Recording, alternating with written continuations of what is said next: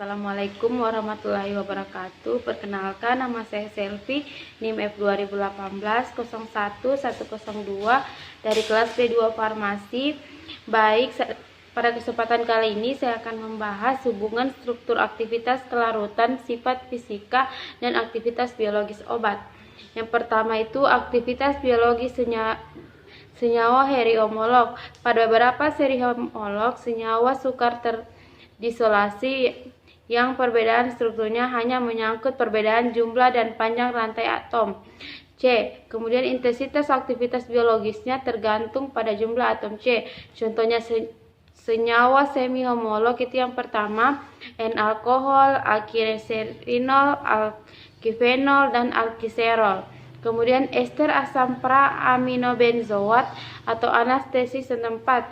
Kemudian alkil 4-stinbendiol atau hormon estrogen. Pada beberapa seri homolog, intensitas aktivitas biologis tergantung pada jumlah atom C. Kemudian bagian B, makin panjang rantai samping atom C, dan C makin bertambah bagian molekul yang bersifat nonpolar. Kemudian terjadi perubahan fisik, kemudian kenaikan titik didih, berkurangnya kelarutan dalam air, berkurang koefisien partisi lemak atau air, tegangan permukaan, dan kekentalan. Kemudian lagi ionisasi, pembentukan kelat, potensial redoks, aktivitas permukaan, dan aktivitas biologis.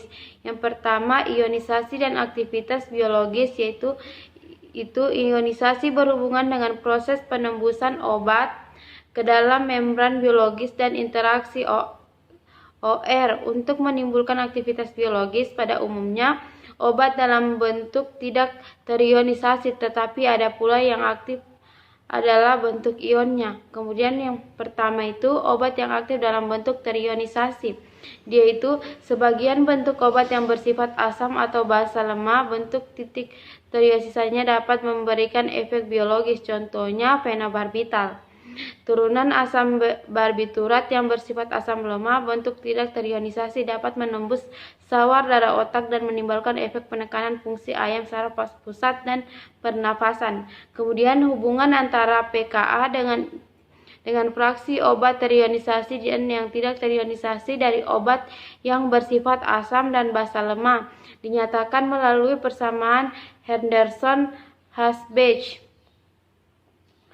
Kemudian yaitu yang pembentukan kelat dan aktivitas biologis. Kelat adalah senyawa yang dihasilkan oleh kombinasi senyawa yang mengandung gugus elektron donor dengan ion logam membentuk suatu struktur cincin, contohnya gugus yang dapat membentuk kelat. Kemudian ligan adalah senyawa yang dapat membentuk struktur. Kemudian potensial redoks dan aktivitas biologis itu yang pertama, potensial redoks adalah ukuran kuantitatif kecenderungan senyawa untuk memberi dan menerima elektron.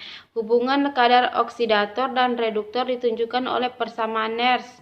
Kemudian reaksi redoks adalah perpindahan elektron dari suatu atom ke atom molekul yang lain.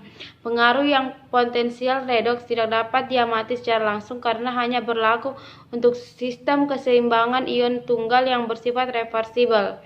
Kemudian pada sistem interaksi obat secara redoks, pengaruh sistem distribusi dan faktor sterik sangat kecil, contohnya turinon quinon, SB, dan riboflavin. Baik, itu saja penjelasan dari saya. Assalamualaikum warahmatullahi wabarakatuh.